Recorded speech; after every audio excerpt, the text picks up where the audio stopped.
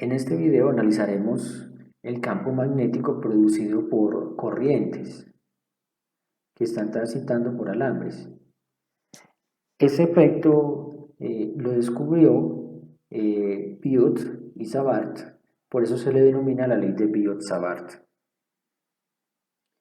Biot-Savart fue un físico y matemático francés de los siglos XVIII y XIX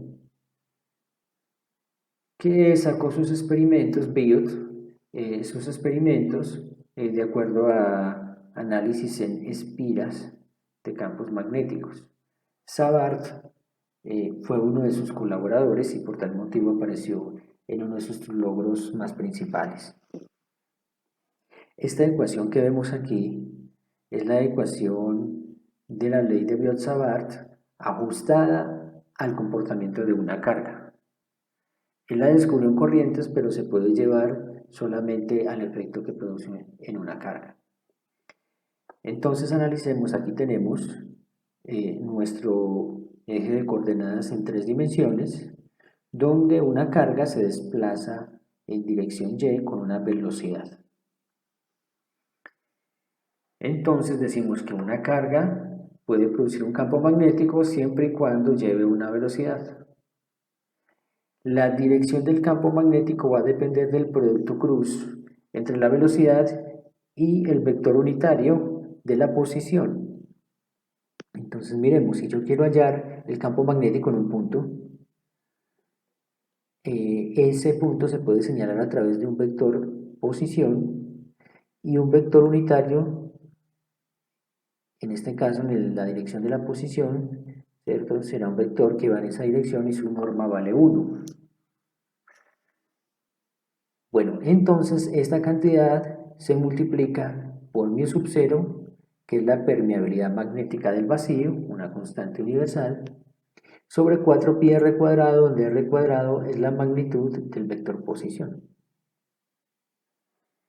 Si quiero saber cuál es la dirección hacia donde viaja el campo magnético, entonces utilizo la regla de la mano derecha. La multiplicación de los dos vectores que están en producto cruz. El primer vector será indicado por el dedo índice, el segundo vector por el dedo medio y el vector resultante estará en la dirección del dedo pulgar. Si quisiera escribir esto en términos solo de magnitudes, entonces debería de primero asumir que la carga solamente tiene valor absoluto, ya que el campo magnético debería darlo solamente positivo, la magnitud de B y la magnitud de R, que es 1, aquí no lo he puesto, pero se entiende de que es 1, por el seno del ángulo que hay entre los dos. Entonces el ángulo entre R y B es φ. Bueno, ya multiplicado por μ sub 0 dividido entre 4πr cuadrado. Para entender entonces en qué dirección va el campo, miremos este plano. Este plano es un plano paralelo al plano XZ. Por eso aquí tiene componentes XZ.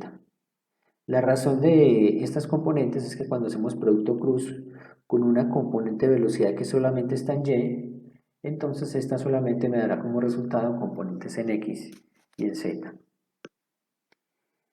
Bueno, en cualquier punto sobre esta trayectoria, que es una circunferencia que está a la misma distancia siempre del eje, tenemos que el campo magnético siempre es tangencial. Por tal motivo podemos decir que el campo magnético está dando vueltas alrededor del eje. Entonces en cualquier punto tendrá siempre esta componente en Z y esta componente, la componente en X, de acuerdo al sistema que hemos elegido. Si una persona se parase aquí y viese cómo era el campo, tuviera esa facultad, entonces lo que vería, si aquí analizamos bien el plano, este plano que será en Y igual 0, justo aquí, entonces lo que vería sería esta imagen que está acá.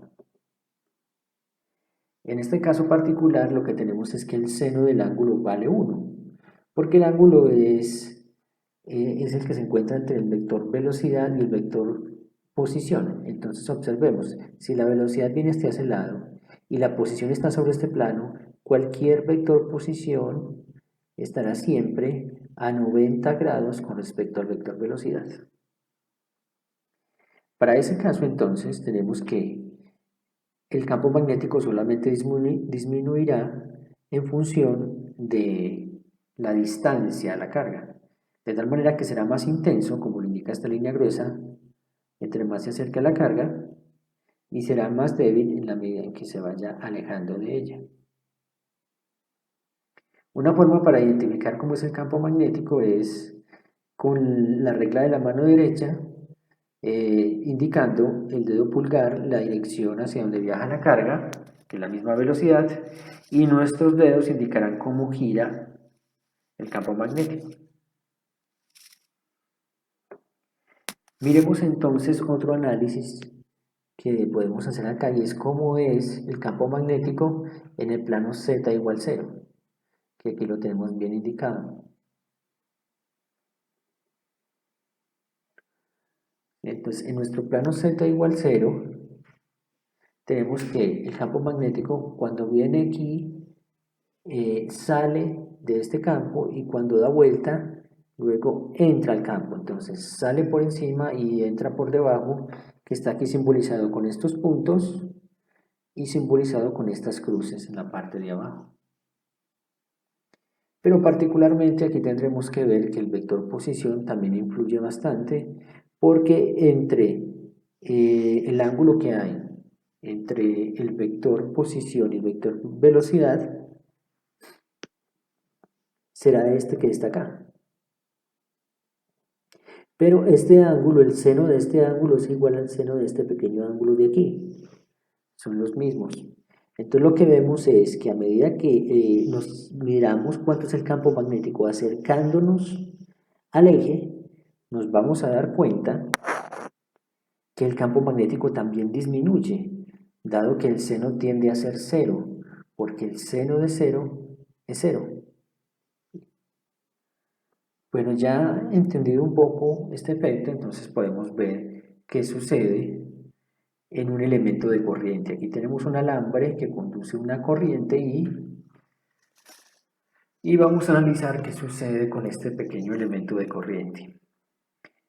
Lo primero entonces que vamos a recordar es que una corriente se produce a partir de un campo eléctrico, el cual hace que las cargas lleven la dirección del campo por la fuerza eléctrica.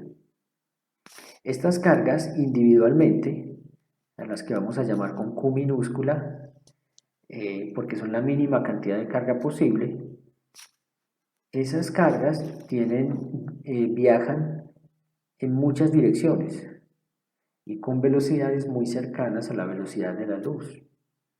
Lo particular es que si usted saca la velocidad promedio de estas cargas, la velocidad será un valor mucho más pequeño, un valor incluso en centímetros por segundo. A esa velocidad se le denomina la velocidad de deriva. Otro dato importante que debemos recordar es la cantidad de portadores por cada metro cúbico, que también se llama la densidad de portadores.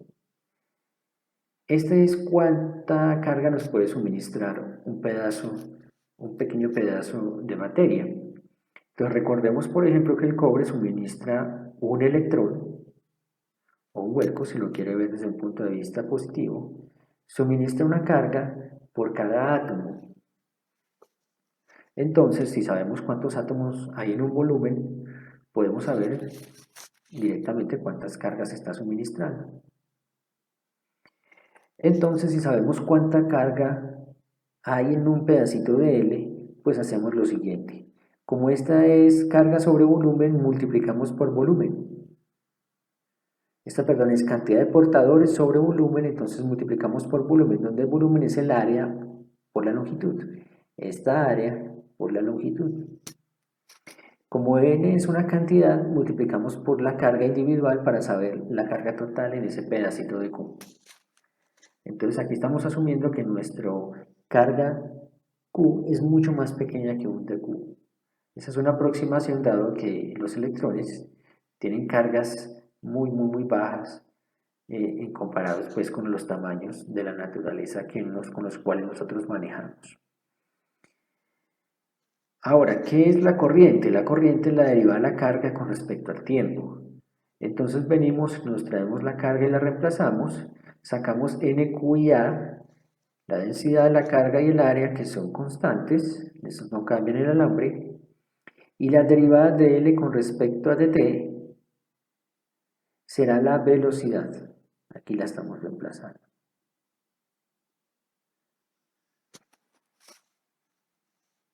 Entonces miremos la ecuación. Esta es análoga a esta ecuación que está aquí. Entonces tenemos que un pedacito de carga produce un pedacito de campo. Entonces, es similar a esta en la que una carga produce un campo. Entonces aquí estamos analizando cuál es el efecto en conjunto. Bueno, entonces lo que tenemos que hacer aquí es reemplazar cuánto vale dQ. dQ aquí ya lo tenemos. Se reemplaza acá. Lo otro que necesitamos es reemplazar es la velocidad. Entonces ya sabemos que la velocidad de dQ es la velocidad de deriva, la de todos juntos. Entonces tomamos esta velocidad y la despejamos, pasamos esto que está aquí a dividir y nos queda esta ecuación y venimos y la reemplazamos acá. Entonces la velocidad va a ser la corriente dividido en la cantidad de portadores por la carga por el área. Como pueden ver aquí, este término de NQ por A se cancela con NQ por A de este lado y ya me queda la ecuación en términos de la corriente. Si la queremos llevar a un modo vectorial, entonces esta será la forma. Un pequeño pedazo de L produce un pequeño pedazo de campo dB.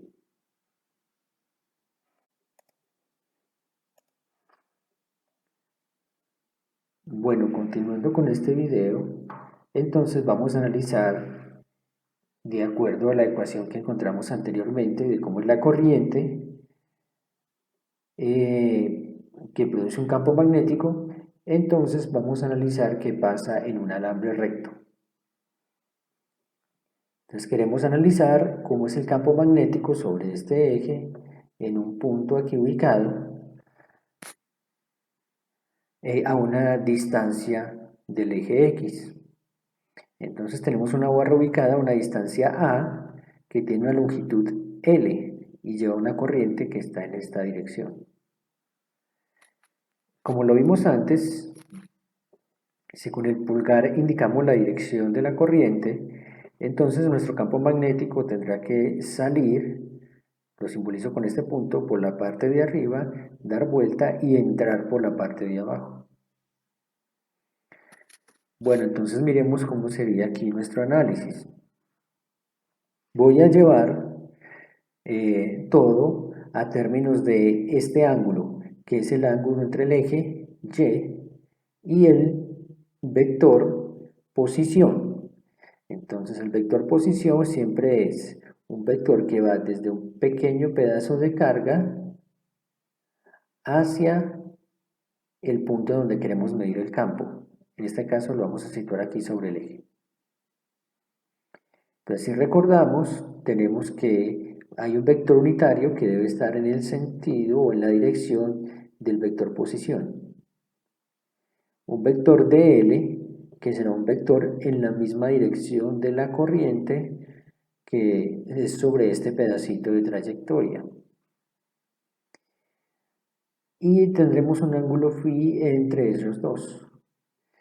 Cuando resolvamos entonces nuestra integral, la vamos a resolver desde este extremo que tendrá un ángulo θ1 hasta este otro extremo que tendrá un ángulo θ2. Miremos entonces cómo hacerlo. Pues lo primero que podemos hacer es trasladar esto en términos de las magnitudes. Y particularmente nos vamos a dar cuenta que nuestro dx, o mejor, nuestro dl, se traslada a dx por la forma como organizamos esta barra. Tenemos entonces que estas variables tenemos que llevarlas en términos de el ángulo θ. Entonces la primera será llevar este seno del ángulo, el ángulo entre R y el vector de L, o en este caso de x, en términos de teta. Entonces lo primero que decimos es lo siguiente: el seno de este ángulo sería el mismo seno de este ángulo. Es decir, que el seno de pi sería el mismo de 180 menos pi. ¿Sí? Entonces estamos hablando de este lado de acá. Ahora lo que podemos decir es lo siguiente: el seno de este ángulo es el lado opuesto sobre la hipotenusa. Y si miramos el coseno de este ángulo teta, sería el lado opuesto sobre la hipotenusa, o sea, sería la misma cantidad. Entonces, el seno de este ángulo sería igual al coseno de este, y así ya podemos encontrar esta componente en términos de teta. Ahora nos podemos ir a la otra variable que tenemos que trasladar, que es r al cuadrado. Lo que podemos decir es que el coseno del ángulo, ya lo hemos dicho, es igual al lado adyacente sobre la hipotenusa. El coseno de este ángulo es este lado adyacente sobre esta hipotenusa. Entonces ya tenemos un valor de que relaciona r. Así que queremos r cuadrado, simplemente habrá que elevar los términos al cuadrado. La siguiente componente que necesitamos es el de x, para llevarlo en términos de teta. Entonces lo que sabemos es que la tangente de este ángulo es igual al lado opuesto, que será este de acá, donde x me significará la distancia al punto o al pequeño elemento de carga. Entonces el lado opuesto será esta cantidad que es x, y el lado adyacente será este s. Entonces la tangente es igual al opuesto sobre el adyacente. Ahora lo podemos derivar con respecto a teta. Entonces la derivada de x con respecto a teta será derivar la tangente con respecto a teta. Entonces lo primero que hago aquí es pasar esta s al otro lado a multiplicar, y al sacar la derivada sale porque es constante. La derivada de la tangente es la secante al cuadrado de teta. Y este de teta lo podemos pasar aquí al otro lado a multiplicar, y este es nuestro resultado. Así entonces ya podemos empezar a reemplazar esos datos. ¿Sí? Entonces miremos acá en nuestro de x. Ahora lo que estoy diciendo es que la secante al cuadrado es lo mismo que 1 sobre el coseno al cuadrado. Y aquí abajo que tenemos es el r al cuadrado. Entonces nuestro r al cuadrado será este r pasa a este lado, este coseno de teta pasa para abajo y elevo ambos lados al cuadrado. Entonces me quedará s al cuadrado sobre coseno al cuadrado, que es la distancia r cuadrado. El seno del ángulo ya supimos que es el coseno y lo hemos reemplazado. Cuando procedemos a cancelar, cancelamos este coseno con este coseno, un s de aquí con un s de acá, y nos quedará que solamente la integral estará en términos de coseno de teta. Todos los demás términos salen constantes, mi sub 0, la corriente 4pi y un s que nos queda de abajo. Al integrar, entonces la integral será el seno. Y al reemplazar nos quedará en términos de teta 2 y teta 1. Ya ahí hemos conseguido la forma genérica. Si queremos ser mucho más específicos, podemos reemplazar qué es el seno del ángulo. Entonces el seno de teta 1 será, si este pequeño ángulo aquí es teta 1, entonces será el lado opuesto, que será a, sobre la hipotenusa, que será las componentes al cuadrado, perdón, y le sacamos raíz, s al cuadrado más al cuadrado raíz. Aquí tenemos ese resultado. El resultado será similar para el ángulo 2, teniendo en cuenta de que el lado opuesto de teta 2 será a más l. Aquí tenemos indicado eso. Esta es a, esta es l, a más l. Entonces tenemos que será el lado opuesto, que será a más l, más la hipotenusa, que será la componente en s al cuadrado, más esta otra componente a más l al cuadrado. Y ahí podemos obtener la solución para cualquier punto, es decir, el campo magnético en cualquier punto. La dirección del campo magnético usted la debería dar: si está por encima va saliendo, si está por abajo está entrando. Bueno, una vez ya obtenida la magnitud, podemos ver algunos casos genéricos. Uno de ellos es, ¿qué sucede? ¿Qué sucede si nuestro punto está justo en la mitad de la barra? Lo primero que decimos entonces es que ya no tendremos un valor de A, entonces ya nos podemos ir solamente por los valores de las distancias. Entonces acá lo que vamos a ver es que tanto el lado opuesto para este lado será L medios como para este será L medios. Entonces el seno de este ángulo solo será igual al lado opuesto, L medios, dividido la hipotenusa, y lo mismo será para este lado de acá. Bueno, entonces si nos basamos en esta ecuación primero, vamos a ver que lo primero que notamos es que este ángulo va a ser negativo, porque todos estos ángulos son medidos con respecto a x. Entonces, si lo medimos hacia el otro lado, nuestro ángulo será negativo. Eso quiere decir que si tenemos un seno de un menos un teta, va a ser igual al mismo que menos el seno de teta. Entonces, quiere decir que en este caso, cuando reemplacemos menos teta, sale ese menos, multiplica este menos, queda más y van a sumar estos dos. Pero ya sabemos que como se trata del mismo ángulo, entonces será dos veces uno de ellos. Y esa será nuestra respuesta. Entonces es clave saber aquí que teta 2 es igual a menos teta 1. Ya si reemplazamos que seno de teta es igual al lado opuesto sobre la hipotenusa. Nuestro lado opuesto será L medios, pero lo particular aquí es que como es dos veces L medios, entonces el 2 se cancela con el medios y nos queda solamente L. Y abajo tendremos nuestra hipotenusa que será S al cuadrado sobre, perdón, será S al cuadrado más L medios al cuadrado, que será lo mismo que L al cuadrado sobre 4, raíz. Ese será nuestro caso particular número 2. Miremos el siguiente caso particular. ¿Qué sucede si esta distancia al punto de medida es muy pequeña y nuestro alambre es muy largo? Lo que decimos ahí es que L es mucho mayor a S. En ese caso, este ángulo de aquí tiende a ser de 90 grados.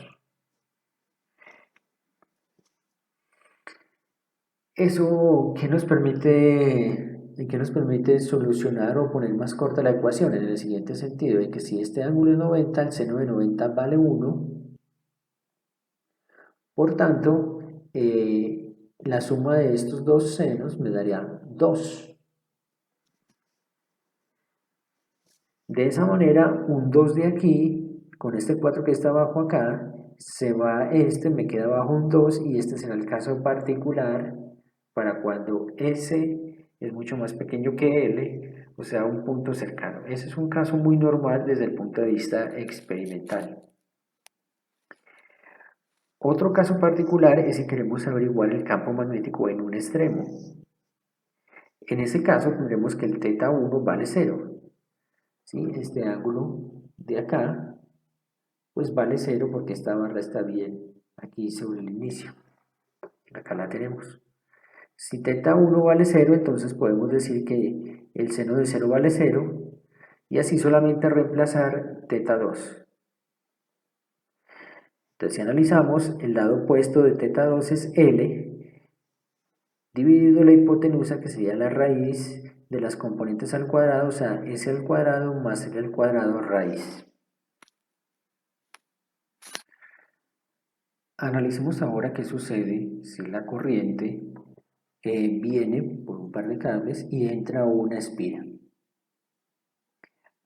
Antes de saber qué pasa en la espira, analicemos primero estos dos cables. Estos dos cables tienen una particularidad. La corriente va hacia la espira, da vuelta, retorna y se devuelve. Como es la misma corriente, entonces generará sus campos similares alrededor de ella, como un alambre recto, tal como se vio anteriormente. Entonces, esta corriente genera un campo magnético en esta dirección. ¿sí? Dando vuelta alrededor del alambre. Y esta corriente me genera un campo magnético, perdón, es campo magnético en esta dirección. Como resultado, entonces, estas dos corrientes generan un campos magnéticos que se anulan por fuera ya que van en direcciones contrarias. Analicemos entonces ahora qué pasa en la espira. Lo que tenemos aquí es que vamos a analizar cuál es el campo magnético en un punto sobre el eje X, o sea, sobre el mismo eje de la espira. Aquí tendremos un pequeño pedacito de carga o de corriente que es la que me genera el campo magnético en este punto. Acá entonces vamos a tener un radio, una distancia al punto desde el pequeño componente de corriente y una distancia sobre el eje. Esto nos originará entonces un ángulo aquí entre este R y el eje Y. Bueno, entonces podemos partir de las ecuaciones como las hemos visto antes. Acá las tenemos en términos vectoriales, aquí las tenemos en términos de magnitud. Analicemos entonces. Si tenemos aquí un pedacito de carga, entonces nuestro dl debería ir en el mismo sentido de la corriente, entonces va en esta dirección. Si r va en este sentido, entonces este será un vector unitario en la dirección de r. Si utilizamos los dos dedos, el índice y el del dedo de medio, y tratamos de ubicarnos, podemos decir que esta espira está, por decir, sobre una superficie plana, y tratamos de ubicarnos hacia el centro, nos vamos a dar cuenta que el ángulo entre los dos va a ser siempre de 90 grados. O sea, el ángulo phi, que es el ángulo entre DL y R, que lo trasladamos aquí en términos de magnitud, es siempre 90 grados. Estos dos vectores los traje hasta este punto y los puse acá simplemente para poder ver cómo sería el campo magnético. Entonces el campo magnético sería el producto cruz entre estos dos.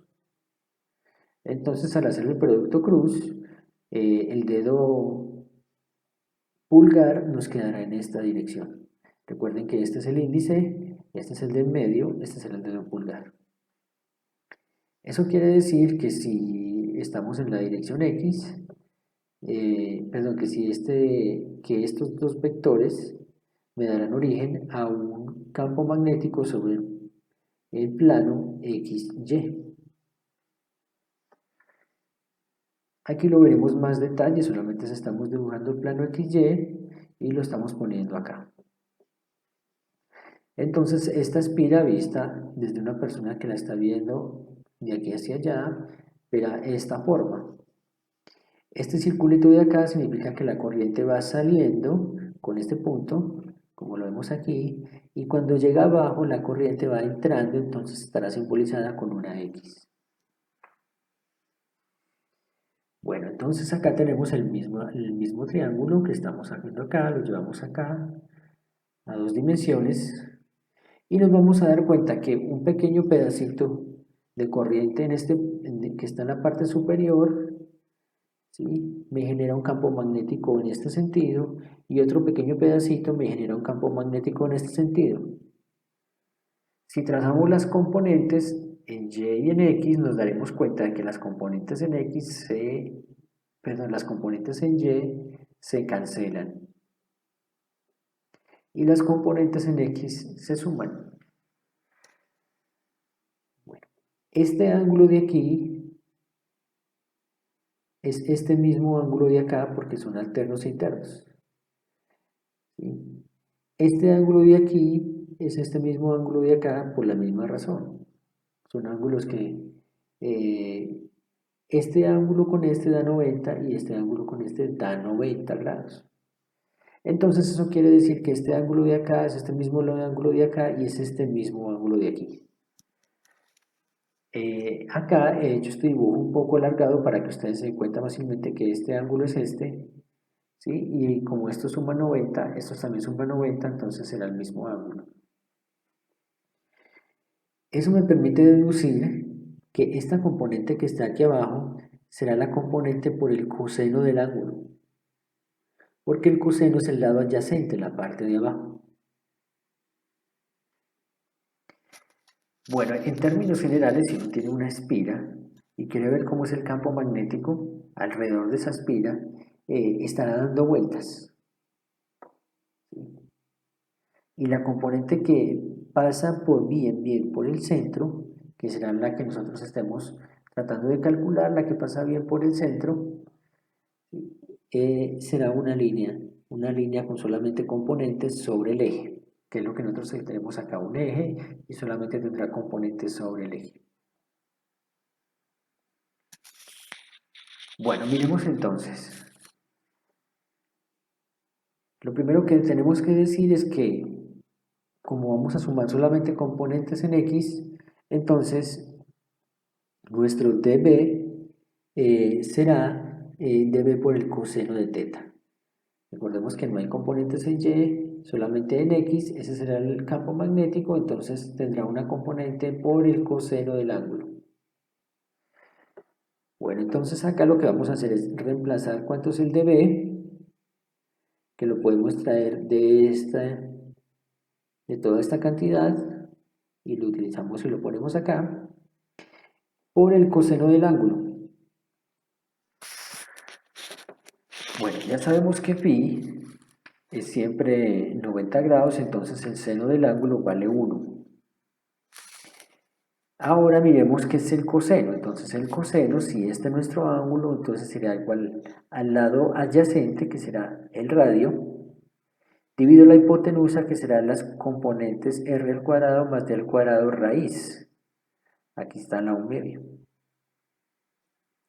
Entonces esto todo será el coseno de la... Bueno, este r al cuadrado multiplicado, este r al cuadrado sigue siendo esta misma distancia, el r, entonces r al cuadrado será d al cuadrado más r al cuadrado. Por Pitágoras se puede reemplazar. Y al multiplicar este por este, me dará d al cuadrado más r al cuadrado a la 3/2.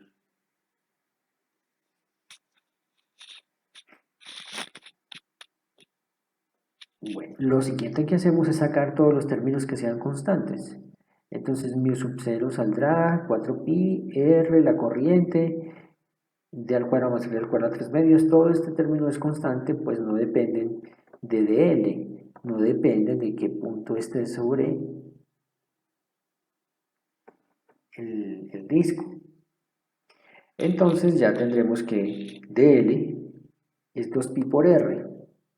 Pero como tenemos ya un r por fuera, nos quedará 2pi por r al cuadrado. Cancelando este 2 con este 4, podemos decir que abajo nos queda un 2, y esta será la ecuación general para el campo magnético sobre el eje de un anillo o de una espira que conduce una corriente. Miremos los casos particulares. Nuestro primer caso particular será en el centro de la espira, cuando t sea igual a 0. Entonces, cuando t sea igual a 0 quiere decir en este punto. Entonces, lo que tenemos que hacer aquí es que t valga 0 y nos quedará que será r al cuadrado a la 3/2. Este 2 se va con este 2 y me quedará r al cubo. 2 de aquí se irán con 2 de arriba y me quedará un r en el denominador. Y este es el r que aparece en la parte de abajo. El otro caso particular será cuando t sea igual a r. ¿Sí? Es decir, una distancia sobre t que sea aproximadamente igual al radio. En ese caso, entonces tenemos que hacer que t sea igual a r, entonces aquí me quedará r al cuadrado más r al cuadrado. Y r al cuadrado más r al cuadrado será 2r al cuadrado. Otra vez, este r al cuadrado, este 2 se va con este 2 y un 2, r al cuadrado arriba se da con un r al cuadrado abajo y me queda un r en el denominador. Y este 2 por 2 a la 3 medios me da 2 a la 5 medios. En el libro de Cian Szymanski aparece esta curva en la que nos dicen de que en este punto, aquí ellos tratan A como si fuera R, que en este punto el campo es un medio del máximo que está justo en el centro. Pero ya vemos que eso no es correcto y nos pone a pensar un poco acerca del origen de esta gráfica. Observemos entonces que la mitad de esto sería un cuarto y no corresponde o no es lo mismo que esta cantidad. Otro caso particular es si se está muy lejos de la espira, es decir, si D es mucho mayor que R. Es decir, si este punto en el que queremos analizar el campo es muy lejos de la espira. En ese caso podemos decir que d al cuadrado más r al cuadrado es aproximadamente lo mismo que d al cuadrado, pues d es mucho más grande. Entonces, lo que tenemos que hacer es en nuestra fórmula, aquí donde está, simplemente decir que la suma de estos dos es lo mismo decir que es d al cuadrado, es una aproximación, entonces nos quedará la distancia al cuadrado a la 3 medios. El cuadrado se va con el 2 y me queda d a la 3, que es el número que precisamente tenemos acá. Este podría ser el origen de que aquí nos digan que es un medio del campo máximo, que es este valor de aquí, que es este mismo de acá. Podría ser el origen porque efectivamente si hacemos que este sea el mismo R, pues este sea el mismo R, pues podemos cancelar y decir que sí, podría estar alrededor de ese valor. Pero para este caso no deberíamos de confundirnos porque este R todavía es una distancia muy cercana al D en este punto. Así que yo sugiero que es mejor utilizar siempre esta ecuación. Lo otro que podemos decir es que podemos dar esta fórmula en términos del momento dipolar.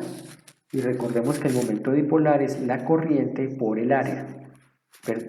Entonces, aquí vemos que tenemos la corriente por R al cuadrado. Así que si multiplicamos y dividimos por pi, vamos a tener arriba pi por R al cuadrado, que es el área por la corriente. Lo podemos reemplazar por mu. Y abajo me quedará el pi. Esta será una gráfica más acorde de lo que estaría sucediendo. Cuando d es igual a 0, el campo será el máximo y será este valor de aquí. Cuando d es igual a r, este será el campo magnético. Noten que no está justo en la mitad, sino un poco más abajo. Ya de aquí en adelante, sí podemos hacer una aproximación en términos de esta ecuación. Por último, podemos decir que si tenemos n espiras, entonces nuestro campo magnético se multiplicará por n, el número de espiras. Por último, vamos a analizar dos ejemplos para estos casos particulares que vimos de campos magnéticos en alambres y en espiras. Lo primero entonces es este ejercicio en el cual tenemos un conjunto de 10 espiras de radio 1, es decir, aquí a este lado tenemos 10 espiras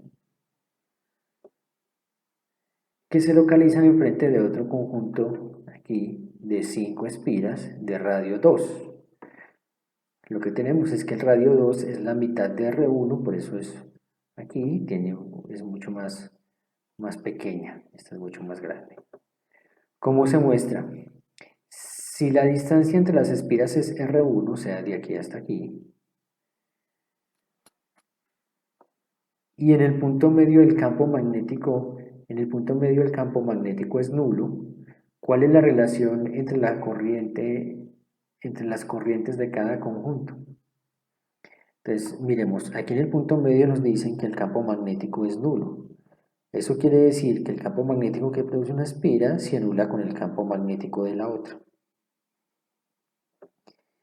Eso quiere decir que las espiras deben de tener corrientes en direcciones contrarias. Si esta está dando, si la corriente de este está girando en este sentido, entonces nuestro campo magnético, por la regla de la mano derecha, decimos si va para arriba, entonces el campo magnético da vuelta por aquí, entrando por fuera, aquí por dentro y da vuelta alrededor de este trozo de alambre. Si ustedes se dan cuenta, lo hacen a este lado, les va a dar igual. El campo magnético va hacia abajo, entonces la corriente va hacia abajo, entonces el campo magnético da vuelta y entra por el centro. Eso quiere decir que el campo va a ser hacia allá y será este V1. En este caso, la corriente va en sentido contrario, entonces el campo magnético iría en esta dirección, de acuerdo a este elemento de corriente, entonces va hacia allá, y de acuerdo a este elemento de corriente, entonces da la vuelta, va por fuera, ingresa, va por dentro, aquí se suman los dos, se van sobre el eje y el campo magnético sería este. Entonces todos los campos que den vuelta alrededor de esta espira, todos hacen que la suma de los campos vayan por el centro, por el eje. Entonces miremos, tenemos que hallar el campo magnético 1 y el campo magnético 2. Nos vamos primero con el campo magnético 1 que lo produce esta espira 1. Entonces lo primero que sabemos es que la distancia de aquí hasta aquí es el mismo R1 porque es un dato del ejercicio.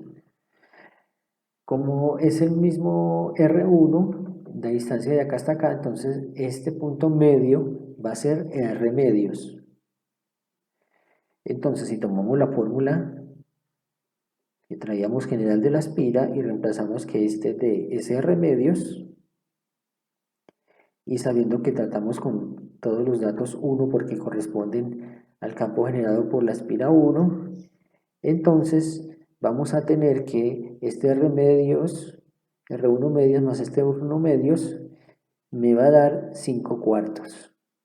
5 cuartos por R1 al cuadrado, toda esta solución interna. Este R1 lo podemos nuevamente operar con el R1 de encima. Sabemos que este de aquí es este 2, iría con este 2 y me queda R a la 3, 2R al cuadrado de arriba se va con R al cuadrado de abajo y me queda un R en el denominador. Este 5 cuartos, si lo elevo a la 3 medios y luego lo multiplico por 2 y luego me doy cuenta, bueno, lo multiplico por 2 me quedará este número de aquí, 5 a la 3 medios dividido 4, pero el 4 pasa arriba al numerador.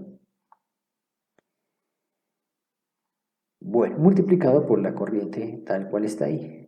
Entonces ya tengo un resultado de cómo sería el campo en el caso de que D fuera R1 medios. Ahora me voy para la siguiente espira. Entonces sabemos que esta espira, el radio es la mitad de este, y también coincide con que esta distancia de aquí es la mitad de este radio. Entonces para esta espira el radio es igual a la distancia, o sea D2 es igual a R2. Bueno, entonces ya sabemos que para esto ya tenemos un caso resuelto. Mírenlo acá, lo resolvimos en la diapositiva anterior y simplemente pues lo llevamos a N2 como caso particular del campo magnético 2. Entonces ya podemos igualar el campo magnético generado con 2 con el campo magnético generado con 1. ¿Sí? Los igualamos porque son de igual magnitud, de sentido contrario, pero tienen la misma magnitud. Por eso se anulan. Entonces, de ahí lo que hacemos es pasar esta corriente a dividir y todos los demás términos aquí a multiplicar y todos estos términos a dividir. Lo que sabemos es que el número de espiras, de 1 es 2 veces el número de espiras de 2, pues uno tiene 10 espiras y el otro tiene 5. Lo otro que sabemos es que el radio de 1 es 2 veces el radio de 2.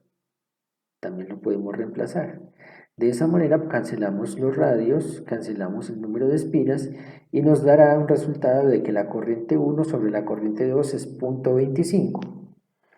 O lo que es lo mismo, podemos decir que la I2, si lo pasamos a este lado, será la cuarta parte. La I1 será la cuarta parte de I2. Acá tenemos otro ejemplo. Este ejemplo es con un alambre que viene recto hasta este punto, tiene una semicircunferencia y luego sigue recto acá. Probablemente aquí continúe el alambre para que transporte la corriente, pero solamente nos interesa, en este caso, cuánto es el campo magnético generado en el centro del semicírculo debido a estas tres componentes. Entonces, nos interesa el campo magnético en este punto. Entonces lo que tenemos es, inicialmente podemos analizarlo con respecto a la ecuación para ver en qué sentido iría el campo magnético. Entonces lo que tenemos es lo siguiente, si una corriente va en este sentido, entonces el campo magnético viene por acá, pasa aquí por fuera del alambre y entra. Entonces aquí está entrando.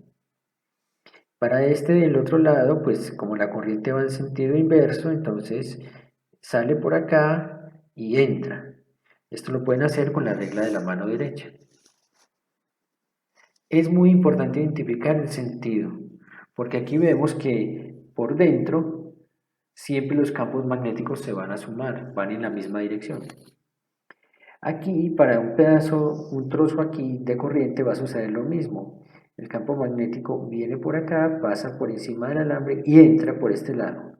Sucederá lo mismo para cualquier elemento de corriente durante toda la circunferencia. Es decir, que adentro todo el campo magnético está entrando. De ahí que son estas cruces. Bueno, entonces nos podemos también dar cuenta, para esta semicircunferencia, vamos a hallar primero el campo magnético de esa circunferencia, nos podemos dar cuenta que R, el ángulo entre R y DL es siempre 90 grados, pues si este es la distancia, este será siempre el vector que me apunta hacia donde se quiere medir el campo y el DL siempre irá en el sentido de la corriente, entonces en cualquier punto este ángulo siempre será 90. Sí, si lo dibujara a este lado, esta sería 1 y así ya sería el otro, el ángulo siempre sería 90. Entonces el seno del ángulo siempre va a ser 1. Seno de 90 es 1. Bueno, ahora hay una cantidad de elementos aquí que son constantes, que son la permeabilidad de la corriente, 4pi, y R, que es constante para todo este radio. Entonces sale la integral. Y me quedará solamente la integral de dl. ¿Pero qué es dl? Entonces L podemos reemplazarlo por d θ si tenemos en cuenta que un dl, que será un pedacito de arco, será igual a R por d θ. Aquí lo estamos reemplazando.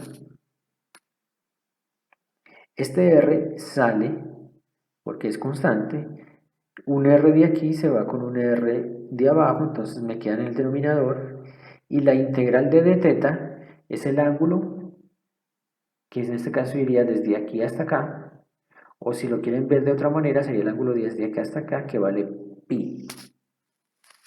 Muy importante decir que se reemplaza es en términos de radianes, o sea, pi radianes. Este pi se cancela con este pi de abajo y este sería el campo magnético que me genera la mitad de una circunferencia. Ahora vámonos para los alambres rectos. Observen lo siguiente, entonces tenemos que la ecuación para un alambre recto, este es el alambre recto y este punto está localizado sobre el borde. Y esta es la ecuación que ya la trabajamos anteriormente para eso.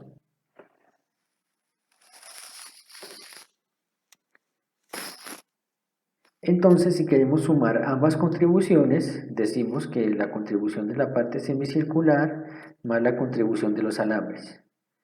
La contribución de la parte semicircular es esta que calculamos y los alambres sería esta componente multiplicada por 2, dado que los dos campos de los alambres se suman en el interior.